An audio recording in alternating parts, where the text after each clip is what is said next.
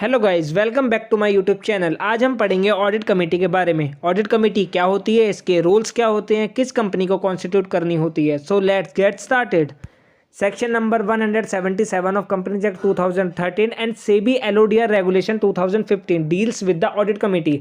अब section number 177 and SEBI की LODR regulation क्या कहती है कि सारी लिस्टेड कंपनी को एंड कुछ ऐसी अनलिस्टेड पब्लिक कंपनी को जिनका paid up share capital 10 crore या उससे ज़्यादा हो, या टर्नओवर 100 करोड़ या उससे ज़्यादा हो, या आउटस्टैंडिंग बोरोइंग या लोन 50 करोड़ से ज़्यादा हो, इन कंपनीज के लिए कंपलसरी होता है ऑडिट कमेटी को कॉन्स्टिट्यूट करना।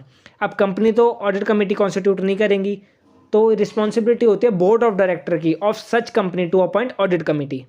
मतलब हर एक लिस्टेड कंपनी को तो कॉन्स्टिट्यूट करनी होती है ऑडिट कमेटी, एंड कुछ ऐसी पब्लिक कंपनी जो इन तीनों में से कोई भी एक कंडीशन सेटिस्फाई कर दे उसे ऑडिट कमेटी को कॉन्स्टिट्यूट करना कंपलसरी हो जाता है।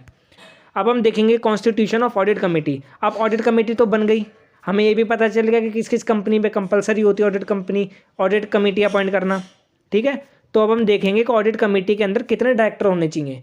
मिनिमम 3 डायरेक्टर होने चाहिए ऑडिट कमेटी के अंदर, जिसमें से 2/3 इंडिपेंडेंट डायरेक्टर होने चाहिए।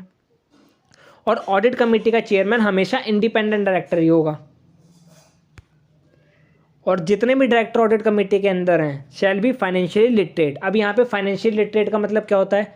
फाइनेंशियल लिटरेट मतलब ऐसे डायरेक्टर होने चाहिए, मतलब सारे डायरेक्टर ऑडिट कमेटी के फाइनेंशियल लिटरेट होने चाहिए जिन्हें balance sheet, P&L, cash flow statement पढ़नी आती हो। यहाँ पे फाइनेंशियली लिटरेट का मतलब यही है कि ऐसे डायरेक्टर जिन्हें बैलेंस शीट, P&L अकाउंट या कैश फ्लो स्टेटमेंट पढ़नी आती हो, और जिनमें से एक डायरेक्टर के पास एक्सपीरियंस होना चाहिए फाइनेंशियल मैनेजमेंट का एंड अकाउंटिंग का।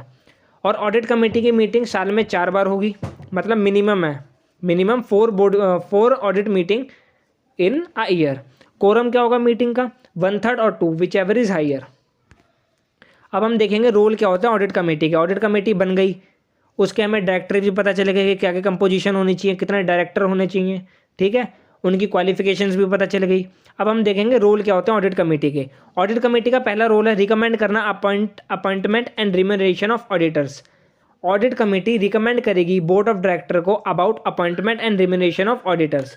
अब ऑडिट कमेटी रिव्यू करेगी और मॉनिटर करेगी ऑडिटर की परफॉर्मेंस एंड इंडिपेंडेंस को, और एग्जामिन करेगी फाइनेंशियल स्टेटमेंट को, ऑडिटर रिपोर्ट्स को। हमारे ऑडिटर रिपोर्ट देते हैं जो कि ऑडिट कमेटी उसे एग्जामिन करेगी।